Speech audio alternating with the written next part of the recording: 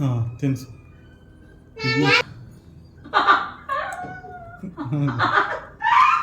ಇಡ್ತಾನೆ ಇಲ್ಲ.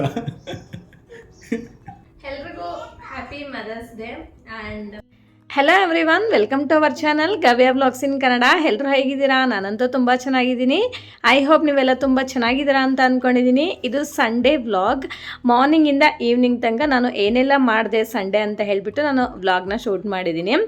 ಸೊ ಇವತ್ತು ನಾನು ಮಾರ್ನಿಂಗ್ ಬೆಳಗ್ಗೆ ಒಂದು 7 ಹಾಗೆ ಎದ್ದಿದ್ದೀನಿ. 7ಗೆ ಎದ್ಬಿಟ್ಟು ಹಾಟ್ ವಾಟರ್ಗೆ ಸ್ವಲ್ಪ ಹನಿ ಮತ್ತು ಸ್ವಲ್ಪ ನೆನೆಸಿಟ್ಟಿರೋ ಸಬ್ಜಾ ಬೀಜ ಹಾಗೆ ಲೆಮನ್ ಜ್ಯೂಸ್ನ ಹಾಕ್ಕೊಂಡು ಕುಡಿತಾ ಇದ್ದೀನಿ.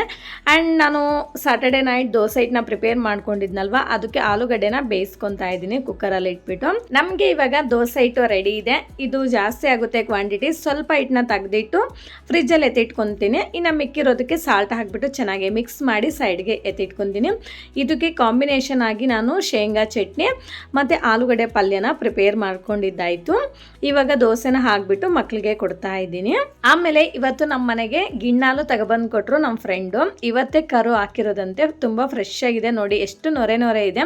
ನಮ್ಮ ಮನೇಲಿ ನನಗೂ ನಮ್ಮ ಹಸ್ಬೆಂಡ್ಗೂ ತುಂಬ ಇಷ್ಟ. ಸುಮಾರು 3 ಲೀಟರ್ ಮೇಲೆ ಇದೆ ಇದು ಹಾಲು. ಈ ಥರ ಜಾಸ್ತಿ ಕ್ವಾಂಟಿಟಿ ಇದ್ದಾಗ ನಾವು ಫ್ರೀಝರಲ್ಲಿ ಇಟ್ಕೊಂಡು ಆರಾಮಾಗಿ 1 ಮಂತ್ ತನಕ ಯೂಸ್ ಮಾಡ್ಬೋದು. ನಾನಂತೂ ಫ್ರೀಝರಲ್ಲಿ ಇಟ್ಟಿದ್ದೀನಿ. ಇನ್ನು ಇವತ್ತು ಸಂಡೇ ಆಗಿರೋದ್ರಿಂದ ವರ್ತೂರು ಸಂತೆ ಇತ್ತು. ಸೊ ಅದಕ್ಕೋಸ್ಕರ ಬೆಳಗ್ಗೆನೆ 8 ಗಂಟೆಗೆ ಅಂದರೆ 7ಗೆ ಸ್ಟಾರ್ಟ್ ಆಗಿಬಿಡುತ್ತೆ, 7 ಗಂಟೆಗೆ. ಇನ್ನು ನಾನು ನಮ್ಮ ಹಸ್ಬೆಂಡ್ ಇಬ್ಬರು ಹೋಗ್ಬಿಟ್ಟು ಫ್ರೆಶ್ ಆಗಿರುತ್ತೆ ತರಕಾರಿ ಬೆಳಗ್ಗೆನೆ ಅಂತ ಹೇಳ್ಬಿಟ್ಟು ತೊಗೊಬಂದ್ವಿ. ಸ್ವಲ್ಪ ಸೊಪ್ಪು, ಈರುಳ್ಳಿ, ಬೆಳ್ಳುಳ್ಳಿ ಹಾಗೆ ಮಿಕ್ಸ್ ತರಕಾರಿ ಮತ್ತು ಟೊಮೊಟೊ, ಸ್ವಲ್ಪ ಫ್ರೂಟ್ಸು ಇದನ್ನೆಲ್ಲ ತೊಗೊಬಂದಿದ್ದಾಯಿತು.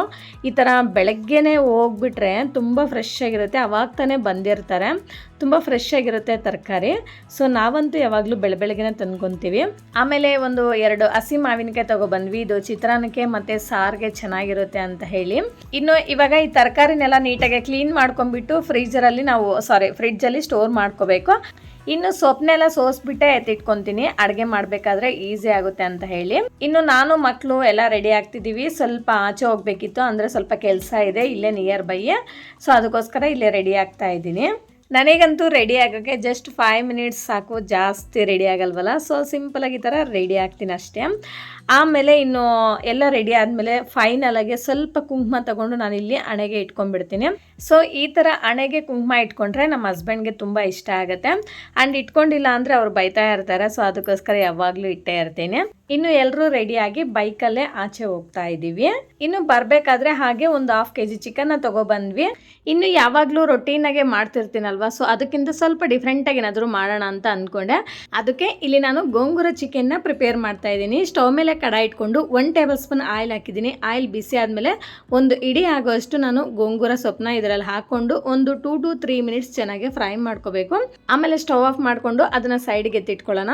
ಇವಾಗ ಸ್ಟವ್ ಮೇಲೆ ಇನ್ನೊಂದು ಕಡಾಯಿ ಇಟ್ಕೊಂಡು ಇದರಲ್ಲಿ 1-2 ಟೇಬಲ್ ಸ್ಪೂನ್ ಆಯಿಲ್ ಹಾಕಿದ್ದೀನಿ. ಆಯಿಲ್ ಬಿಸಿ ಆದಮೇಲೆ ಸ್ವಲ್ಪ ಈರುಳ್ಳಿ ಆಮೇಲೆ ಸ್ವಲ್ಪ ಹಸಿಮೆಣಸಿನ್ಕಾಯಿನ ಕಟ್ ಮಾಡ್ಕೊಂಡು ಹಾಕ್ಕೊಂಡಿದ್ದೀನಿ.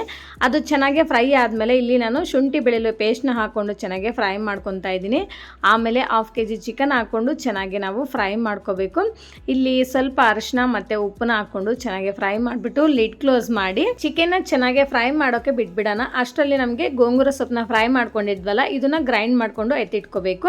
ಇವಾಗ ನಮಗೆ ಚಿಕನ್ ಒಂದು 50% ಬೆಂದಿದೆ. 1 ಟೀ ಸ್ಪೂನ್ ಖಾರದ ಪುಡಿ ಹಾಕ್ಕೊಂಡು ಚೆನ್ನಾಗಿ ಫ್ರೈ ಮಾಡ್ಕೋಬೇಕು.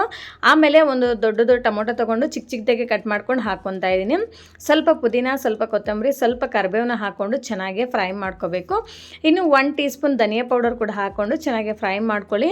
ನಮಗೆ ಇಲ್ಲಿ ಚಿಕನ್ ಚೆನ್ನಾಗಿ ಫ್ರೈ ಆಗಬೇಕು. ಚೆನ್ನಾಗಿ ಫ್ರೈ ಆದಮೇಲೆ ನಾವು ಗೋಂಗೂರ ಪೇಸ್ಟ್ನ ಹಾಕ್ಕೋಬೇಕು. ಇಲ್ಲಾಂದರೆ ಹಾಗೆ ಆಗಿಬಿಟ್ರೆ ನಮಗೆ ಚಿಕನ್ ಅನ್ನೋದು ಬೇಗ ಬೇಯೋದಿಲ್ಲ, ಯಾಕಂದರೆ ಗೋಂಗೂರ ಪೇಸ್ಟು ಹುಳಿ ಇರುತ್ತಲ್ಲ ಅದಕ್ಕೋಸ್ಕರ. ಸೊ ಗೋಂಗೂರ ಪೇಸ್ಟ್ ಹಾಕಾದ್ಮೇಲೆ ನಮಗೆ ಚಿಕನ್ ಅನ್ನೋದು ಚೆನ್ನಾಗಿ ಫ್ರೈ ಆಗಬೇಕು. ನೋಡಿ ಈ ಥರ ಆಯಿಲ್ ಸೆಪ್ರೇಟ್ ಆಗಬೇಕು. ಇವಾಗ ನಾವು ನಮಗೆ ಗ್ರೇವಿಗೆ ಎಷ್ಟು ನೀರು ಬೇಕೋ ಅಷ್ಟು ನೀರನ್ನು ಹಾಕ್ಕೋಬೇಕು. ನಾನಂತೂ ದೊಡ್ಡ ಗ್ಲಾಸಲ್ಲಿ ಒಂದು ಅರ್ಧ ಗ್ಲಾಸಷ್ಟು ನೀರನ್ನು ಹಾಕ್ಕೊತಾ ಇದ್ದೀನಿ. ಇನ್ನು ಲಾಸ್ಟಲ್ಲಿ 1 ಟೀ ಸ್ಪೂನ್ ಚಿಕನ್ ಮಸಾಲ, ಅರ್ಧ tea spoon garam masala, 1/4 tea spoon pepper ಪೌಡರ್ನ ಹಾಕ್ಕೊಂಡು 2 to 3 ಮಿನಿಟ್ಸ್ ಫ್ರೈ ಮಾಡಿಕೊಂಡ್ರೆ ನಮಗೆ ಗೋಂಗೂರ ಚಿಕನ್ ಕರಿ ರೆಡಿ ಆಯಿತು.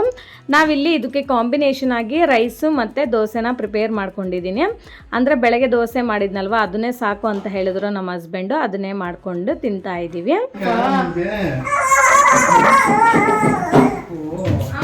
ನೀವು ಚೇರ್ ಆ ಕಡೆ ಹಾಕಬೇಕಾ? ನಿಮ್ಮ ಸೆಂಟ್ರಲ್ ಚೇರ್ ಆ ಕಡೆ ಹಾಕೋ. ಅವಳು ಈ ಕಡೆ ಗಗನಿ, ನೀನು ಆ ಕಡೆ ಹೋಗು. ಅಲ್ಲ ಅರ್ಧ ಬಿಡ್ಸ್ ಹೋಗಿದೆ ಇದು. ಸ್ಟಾರ್ಟ್. ಹೀರೋ ಇನ್ನ ಕಟ್ ಮಾಡಿ ಕಟ್ ಮಾಡ್ತೀನಿ. ಇದು ನಾನು ತಿನ್ನಿಸ್ತೀನಿ ಫಸ್ಟ್ ಆಯ್ತಾ? ತಿನ್ಸು. ಗವೆ ಗವೆ ತಿನ್ನಿಸ್ತಾಳೆ ಈಗ. ಹೀರೋ ಗಮ್ಯ ನೀನ್ ತಿನ್ನು. ಗವೆ ಹಾಕು. ನೀನು ತಿನ್ನಿಸ್ ಗವಿ. ಗವೆ ನೀನ್ ತಿನ್ಸು, ನಿಮ್ಮ ಅಮ್ಮಗೆ ತಿನ್ಸು. ಸ್ವಲ್ಪ ತಿನ್ನಿಸು. ತಿನ್ಸು.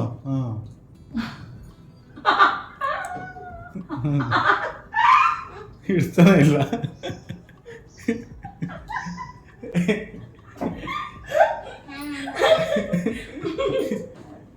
ಆಯ್ತು ಬಿಡು. ಆಯ್ತಾ?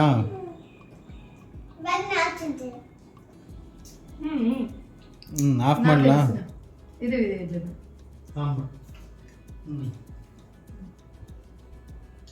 ಟಿಶ್ಯೂ ಪೇಪರ್ ಕೊಡು.